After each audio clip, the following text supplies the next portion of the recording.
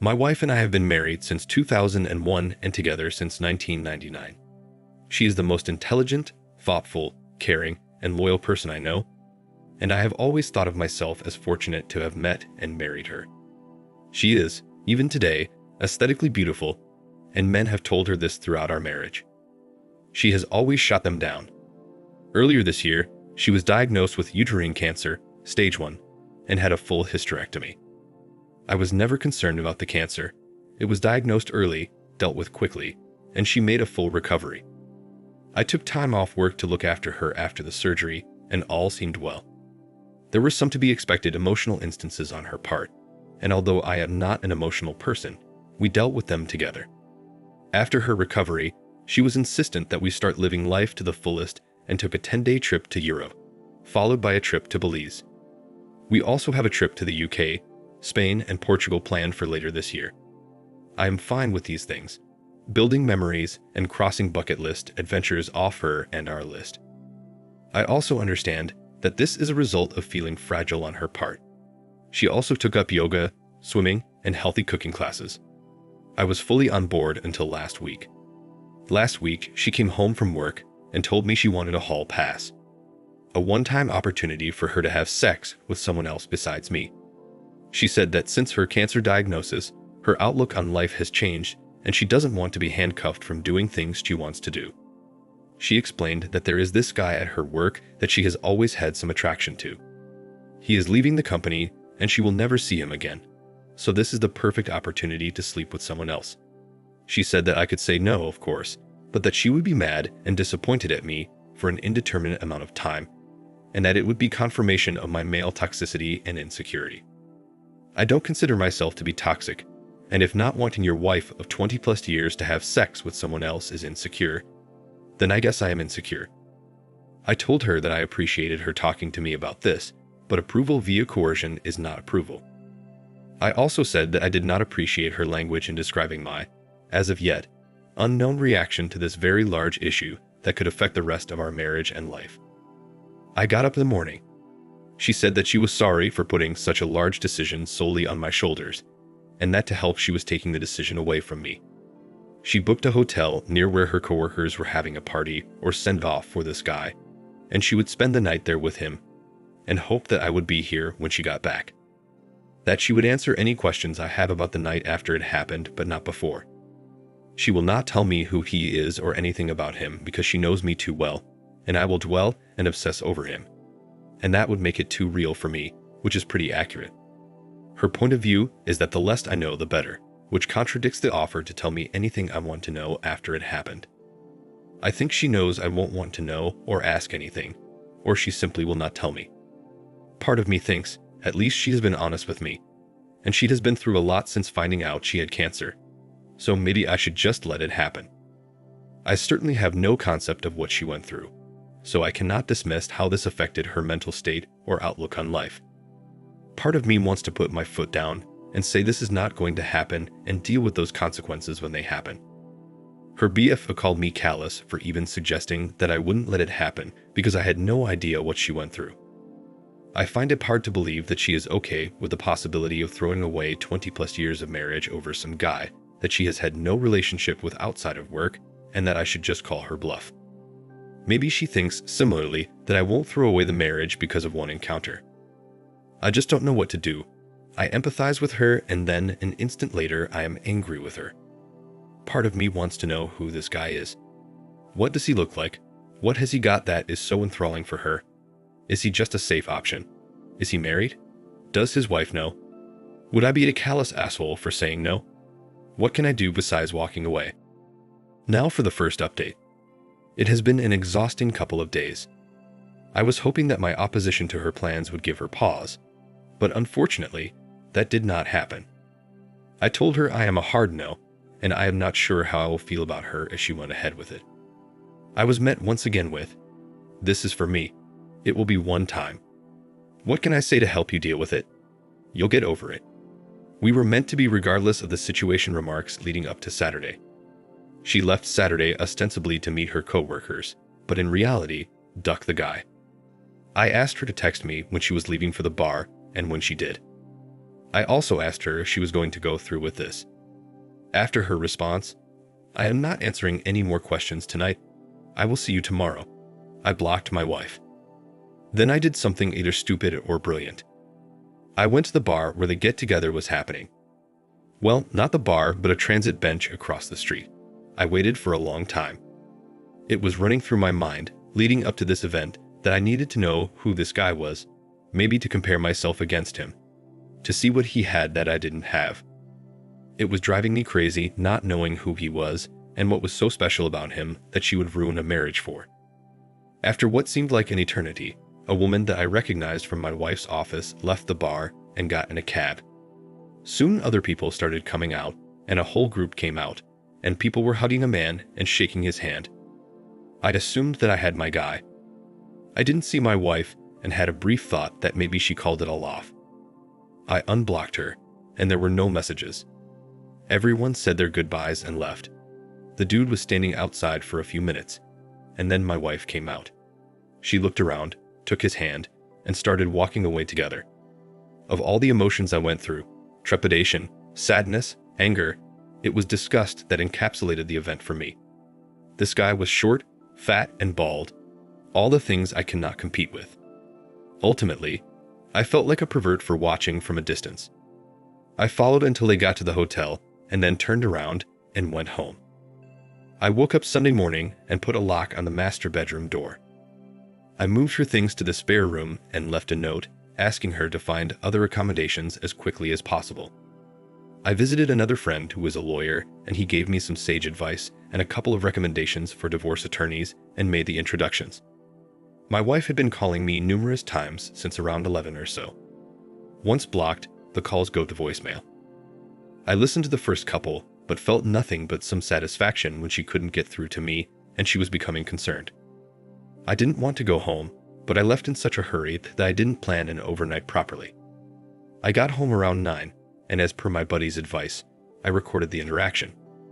I was halfway up the stairs when she came up from the family room asking what was going on. "Can we talk?"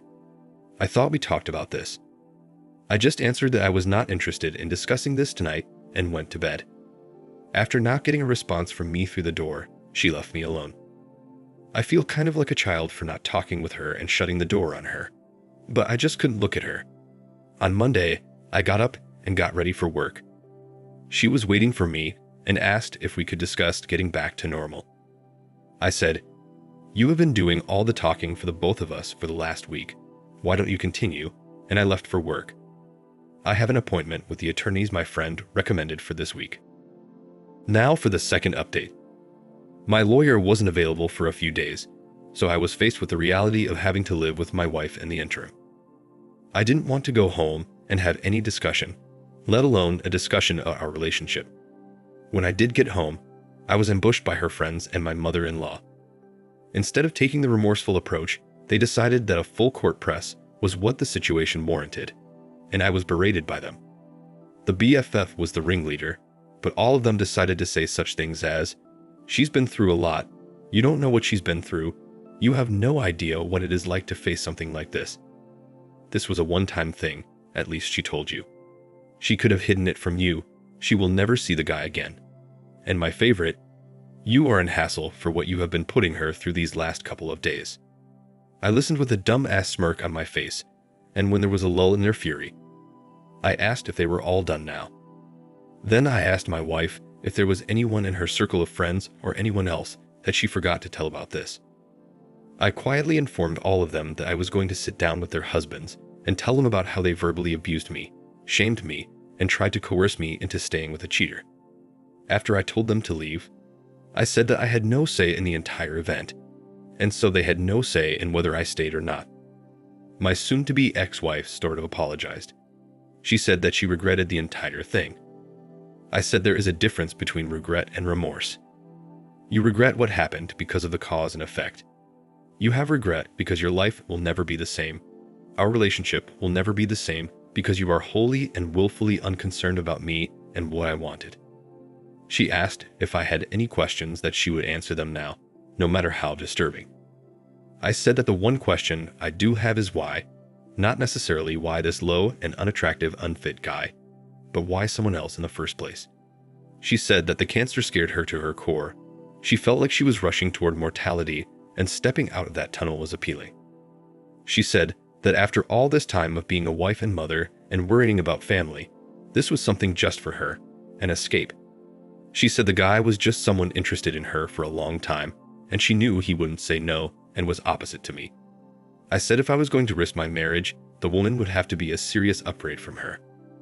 I told her that I saw her and him coming out of the bar that night, and I watched them walk away from the bar hand in hand towards the hotel.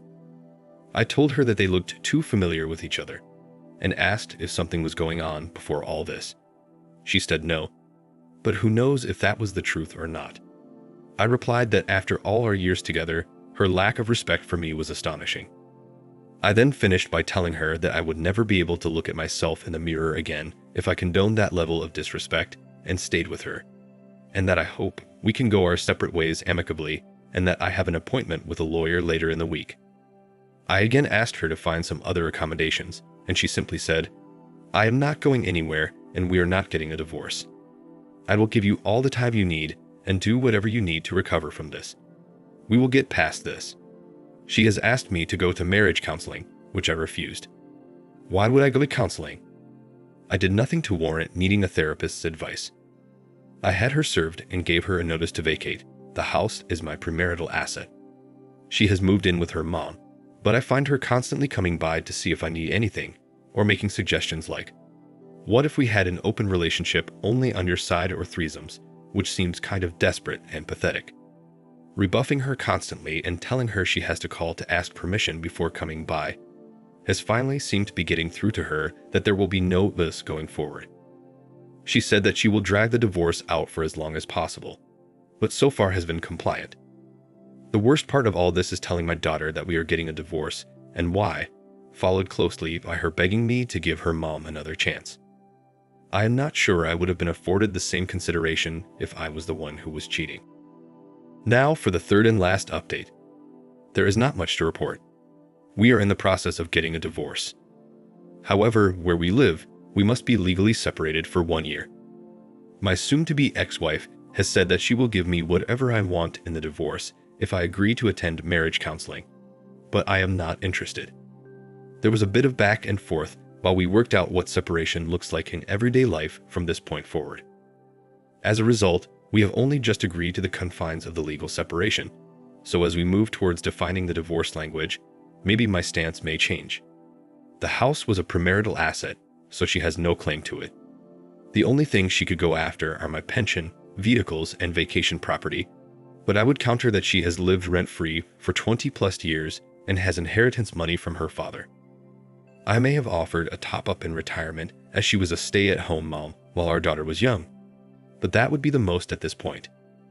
I received a lot of messages about her friend group and my daughter, so I will clear up any misconceptions now. My daughter isn't taking her mother's side. She has always been a mama's girl, but she is very unhappy with her mom right now. Her initial reaction was just shock and held out hope that we would work through any issues and stay together. Now she accepts that it's not going to happen. She has been limiting her interactions with her, but at the end of the day, she is still her mom. The friend group's husbands were upset at the level of complicity of their wives in aiding and abetting the contact or cheating, and made them cut off my wife, but that seems to have been forgotten at this point. The BFF was the ringleader and seems to have taken perverse pleasure in actively creating scenarios where they would be in contact, at the very least encouraging to the point of causing her husband to question her motives. It turns out she didn't like me at all, and this was her way of sticking it to me. I guess she won. The best friend's husband said that there was some sexting in his wife's messages, but said he was dealing with it. We did meet up with him being apologetic for his wife's complicity, but it is not his fault, and I just want to move on now. I have decided not to date anyone for a while. I will not be getting married ever again. So that is it. I doubt I will post again, unless she wins the lottery, and I find it in my heart to forgive her. Thank you for watching. Like, comment, and subscribe if you enjoyed the video. Until next time, I'll see you again. Take care.